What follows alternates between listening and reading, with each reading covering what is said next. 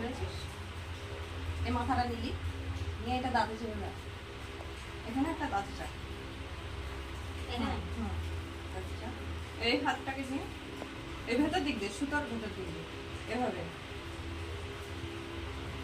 এভাবে কাঁচা, হ্যাঁ হ্যাঁ একদম তাই। এবার 3টে 4টে নর্মালি 5 থেকে 6টা পেঁয়াজ না দিলে কিন্তু একটা লোম উঠবে না। এরকম বড় খোকা কর,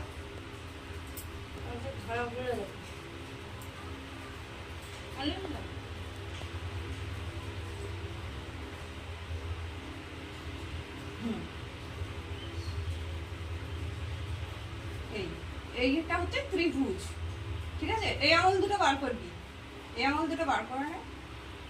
এই ত্রিভুজ হলো। এবার এইভাবে কর, এই হাতটা নড়বে না, এই হাত দিয়ে হবে।